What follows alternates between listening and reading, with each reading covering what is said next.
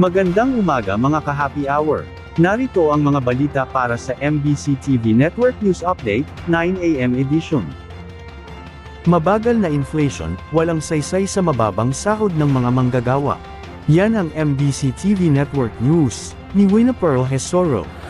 Walang saysayang ibinibidang pagbagal ng inflation sa Pilipinas dahil sa kakarampot na sahod ng mga Pilipino na hindi akma para magkaroon ng disenteng pamumuhay ang isang pamilya. Sa panayam ng DZRH News kay Sunny Africa ang Executive Director ng Ibon Foundation, sinabi nito na ang kanilang computation para sa tinatawag na living minimum wage ay 1,225 pesos para sa isang pamilyang mayroong 5 miyembro. Ayon kay Africa, ang iminumungkahing 200 pesos wage hike ay hindi pa rin sasapat sa kinakailangang living minimum wage. Medyo malayo pa.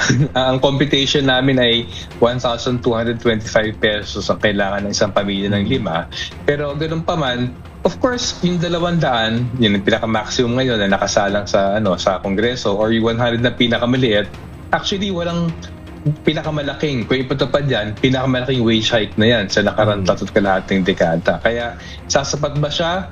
Hindi talaga. Kulang pa rin kasi nga kung sa 1,225 na kinakailangan, on average, kailangan more than 700 pesos sana yung ipapato na dagdag na sahod. Sabi pa ni Africa, tumataas ang trabaho o productivity ng manggagawa, ngunit ang sahod ay hindi pa rin tumataas o napupunta lamang lahat sa mga negosyante. Tumataas ang productivity ng manggagawa, pero kung hindi nabubulsa ng manggagawa bilang mas dagdag na sahod, ibig sabihin, binubulsa ng negosyante bilang dagdag tubo. Kaya maraming hindi lang naipon na tubo itong nakarang dekada. Pati sa mga nakarang taon, maraming tubo yung mga negosyante at hinihingi lamang ngayon sa 200 pesos. Maliit na bahagi ng tubo na yan, ibigay naman sa manggagawa. Aniya, hindi rin magandang senyales ang sinabi ni Pangulong Ferdinand Marcos Jr. na pag-aaralan niya ang economic impact ng wage hike. Pagkasalita niya kahapon na pag-aaralan ko economic impact at ikukonsulta niya regional wage boards, medyo hindi magandang senyales yan. Lalo na nga sa patapos na yung 19th Congress. Kung yung mismo yung presidente sinasabi, nag-aalangan siya dun sa proposal, baka dalawa lang pwede mangyari niyan. Kung magbigay ng 100 to 200 na wage hike ayon sa batas na nakapropose ngayon, maaaring i-veto ni Pangulong Marcos yan kasi nga nagparamdam na siya, hindi niya gusto yan.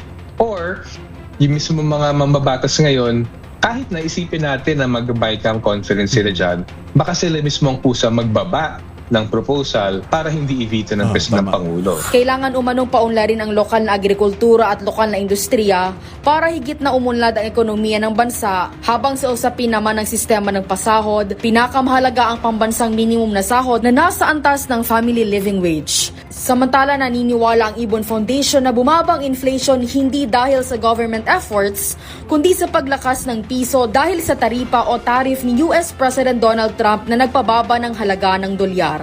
Ang pinaka nagpababa ng inflation, hindi naman sa ginawa ng gobyerno Bumababa ang inflation rate dahil naglakas yung piso. Ngayon, lumakas yung piso, hindi dahil lumakas ang ekonomiya natin. Lumakas ang piso dahil bumagsak ang dolyar dahil sa pinagagawa ni Pangulong Trump.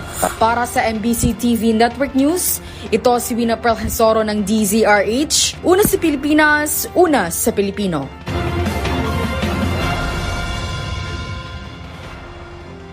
Samantala, panibagong taas presyo sa mga produktong langis, asahan sa susunod na linggo. Asahan ang panibagong taas presyo sa mga produktong petrolyo sa susunod na linggo. Base sa pagtaya ng Department of Energy, na maaring maglaro mula 15 centavos hanggang 60 centavos sa kada litro ang itataas ng gasolina, habang mayroong mula 50 centavos hanggang 90 centavos naman ang itataas sa kada litro ng diesel, at asahan na maglalaro mula 25 centavos hanggang 40 centavos ang tataas ng kerosene kada litro. Isa sa mga nakikitang dahilan ng DOE sa pagtaas ay ang patuloy na geopolitical tensyon sa pagitan ng Russia at Ukraine, ganun din ang patuloy na nuclear deal sa pagitan ng US at Iran. At yan ang mga balita para sa MBC TV Network News Update, 9 AM edition. Abangan ang mga susunod na balitaan mamaya, para sa 10 AM edition.